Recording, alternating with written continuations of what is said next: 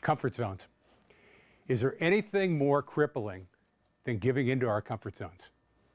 Folks, that is a genius of Toastmasters. Toastmasters allows us to identify and conquer the comfort zones that are holding us back. It starts right from the beginning. The first thing we do in a Toastmasters club is give our icebreaker speech. 4 to 6 minutes of pure terror, speaking in front of 12 people that you've only known for about 2 weeks. The funny thing is, you get through it. You give about 2 or 3 more speeches down the road. When you're not giving speeches, you're filling other roles to make the meetings go well. And within about a month or two, you're smack dab in the middle of another comfort zone. So what do? Well, about that time, your mentor or another club member comes up to you and taps you on the shoulder and says, you know what? You ought to compete in a speech contest. And you take a deep breath and you say, wow, I don't know if I can do that. Sure enough, it's a little bit outside your comfort zone. Well, you decide to compete. You're competing against fellow club members, so you know all of them. You know everybody in the audience, so it's not really that hard. But you give the speech of your life and you win. Your reward is to go on to another contest, competing against the 5 or 6 best speakers in your area in front of 25 to 50 people that you've never met before. Your comfort zone has just exploded.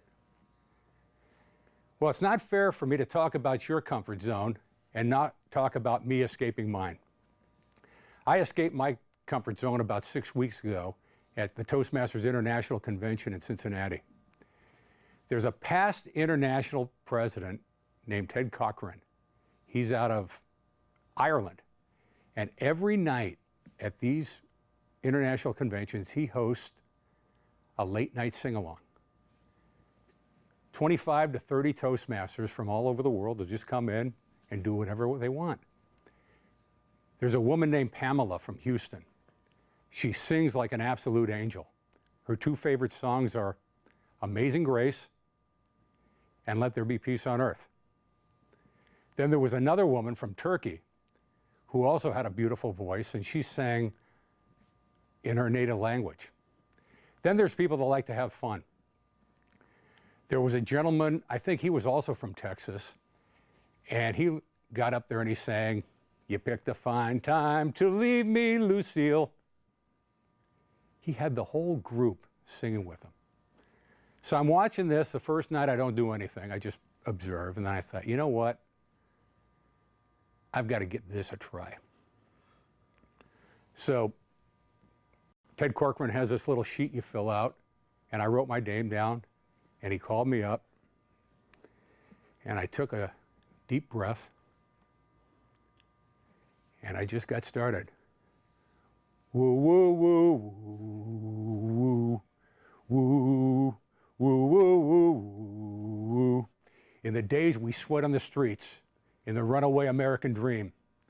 At night we ride through the mansions of glory in suicide machines, sprung from cages out of Highway 9, chrome-wheeled, fuel-injected, stepping out over the line. Baby, this town rips the bones from your back. It's a death trap, a suicide rap. We got to get out while we can, because tramps like us, baby, we were born to run. Woo, woo, woo, woo, woo. Well, there's 4 stanzas in Born to Run. I didn't sing, I verbalized all 4 of them. I butchered it, but you have to give me a little break because I didn't have the East Street Band with me. But I got through it, and I dove right out of my comfort zone. I walked out from in front of the room, and past President Corcoran said, somewhere Bruce Springsteen is shaking in his boots. And everybody in the room just started laughing. And I hope they were laughing with me and not at me, but I had fun with it. So what's your comfort zone? Are you a club member and you're really excited about the Toastmasters Club and somebody thinks you'd make a great officer? Or you may be an officer already doing a great job and somebody thinks you should be the next president. Or you might even be the president in the area that's doing a great job, and there's people from the district that think you should be a district officer. Is something holding you back? I'm asking you to take that next step. Take a look at your comfort zone, identify it, and see if you can escape. You'll develop new skills. You'll find skills you didn't know you had, and there's a good chance you're going to have a lot of fun. Take the step.